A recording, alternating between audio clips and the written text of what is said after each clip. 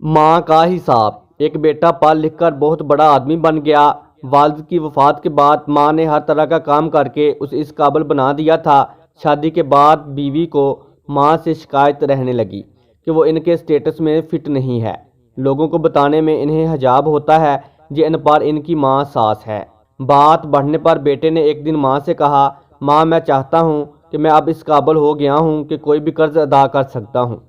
मैं और तुम दोनों खुश रहें, इसलिए आज तुम मुझ पर किए गए अब तक के सारे अखराजात सूद समेत मिलाकर बता दो, मैं वो अदा कर दूंगा। हम फिर अलग अलग सुखी रहेंगे। माँ ने सोचकर जवाब दिया, बेटा हिसाब ज़रा लंबा है, सोच कर बताना पड़ेगा, मुझे थोड़ा वक्त चाहिए। बेटे ने कहा, माँ कोई जल्दी नहीं है, 2-4 दिनों में बात करना। रात हुई, सब सो गए। माँ ने एक लोटे में पानी लिया और बेटे के कमरे में आई और बेटा जहाँ सो रहा था उसके एक तरफ पानी डाल दिया। बेटे ने करवट ले ली, माँ ने दूसरी तरफ भी पानी डाल दिया। बेटे ने जिस तरफ भी करवट ली, माँ उस तरफ पानी डालती रही।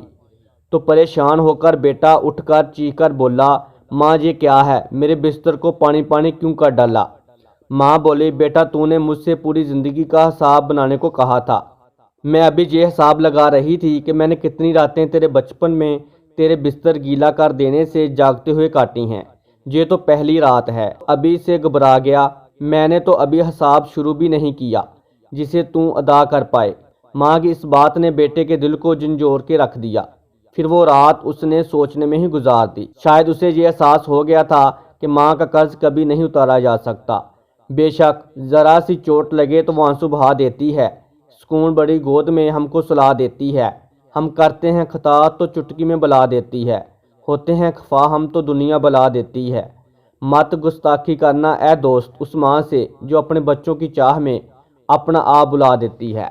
इस तरह की मज़ीद मोरल स्टोरीज, सबक मोज़ और उर्दू कहानियों के लिए हमारे चैनल को सब्सक्राइब, वीडियो को लाइक और शेयर करें। शुक्रिया।